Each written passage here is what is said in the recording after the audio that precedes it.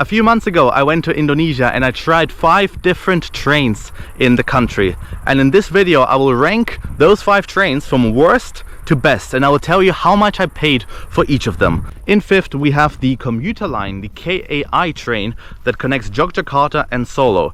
It's a very new train. It's a, I think, Chinese built locomotive. Now it's not a bad train. It's kind of built in a style of a metro, of a subway. So there's a bench on one side and there's a bench on the other side. However, the train was so packed, it was full of people when I went, and it was an evening. It was an evening on a work day, so people were commuting from Jogja to Solo. It was just really full, so that's a bit of a deduction in points, but the train ride itself was pretty lovely. It was nice. However, the train in 4th place is a little bit better in my opinion, because it is the KRL Commuterline from Jakarta to Bogor and vice versa. Actually, there's an extension that goes to Cikarang, I think, a different city in the suburbs of Jakarta. It's a very important train that a lot of people take to get to work, to get into the city of Jakarta. Actually, it stops in Kota Baru, which is kind of the seaside place in Jakarta, the old Dutch colonial neighborhood. So a very important train also for many tourists. They've recently changed the locomotive from a Japanese locomotive, that locomotive that was powering the train when I was on it, to a Chinese locomotive, the same that is on the Yogyakarta KAI line. Price wise, both commuter lines were about 70 cents.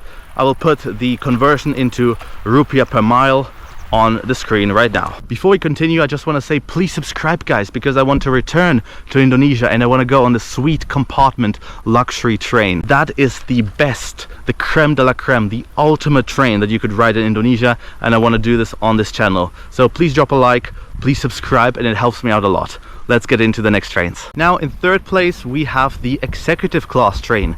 It connects Jakarta with pretty much all of Java, all the way to Surabaya and Malang. I went on this train from Solo, yeah, that was from Solo to Surabaya.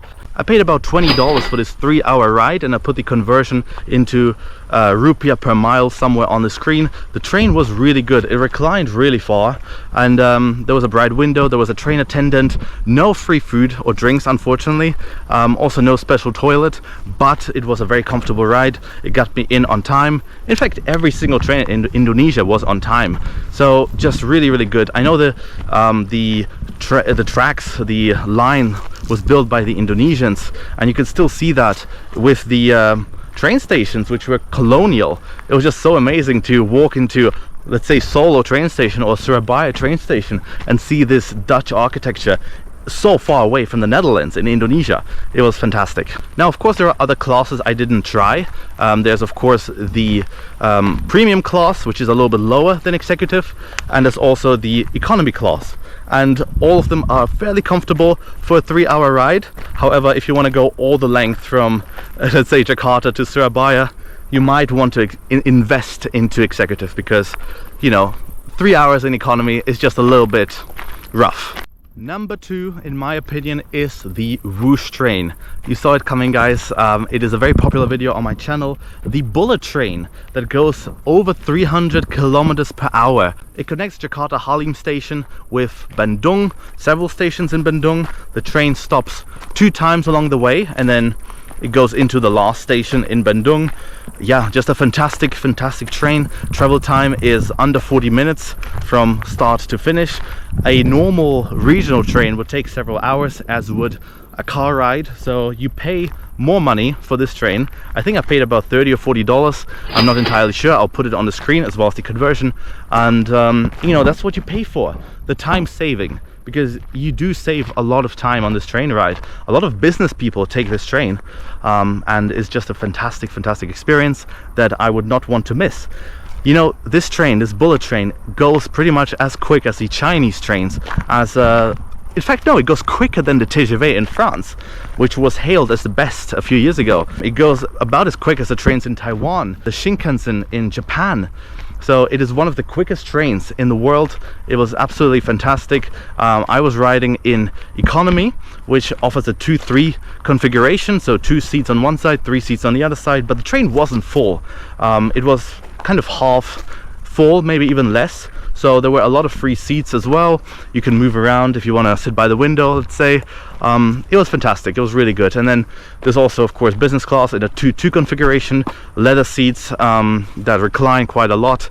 And then there is also the first class, which offers a 1-2 configuration in kind of a suite style. So again, it's very similar to, you know, an aircraft. Unfortunately, the Whoosh train doesn't connect the center of Jakarta with the center of Bandung.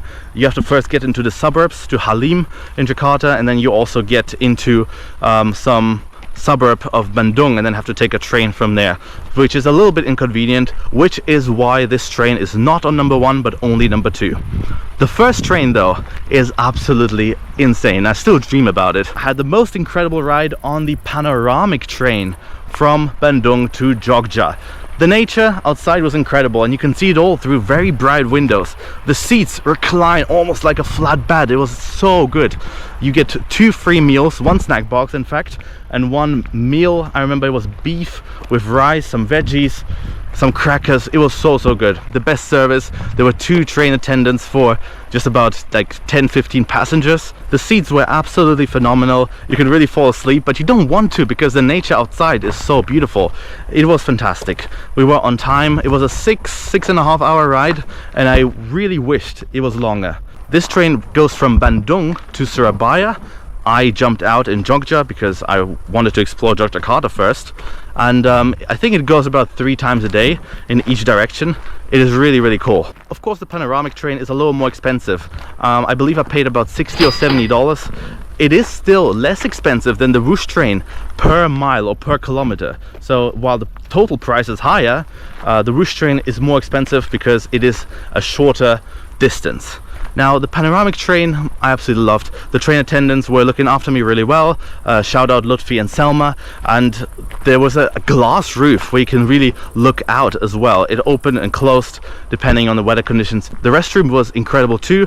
It was bigger than you would normally find it on Indonesian trains. So it was a special restroom with special amenities, and they went above and beyond with their service. So absolutely kudos to the Panoramic train. Please let me know in the comments what you thought of my list. Would you rank these trains the same way I did, or would you change the ranking around a little bit? Please also subscribe to the channel because it helps me out a lot. As I already mentioned, I want to ride on the sweet train, so the more subscribers I have, the more likely am I to do that. Please drop a like on the video because the algorithm picks it up and recommends it to more people like you who might want to see it. So it not only helps me out, it also grows the audience, and it makes it possible for me to make more videos for you guys. With that, I will leave you here. I hope you enjoyed this one, and I'll see you all in the next one. Bye for now.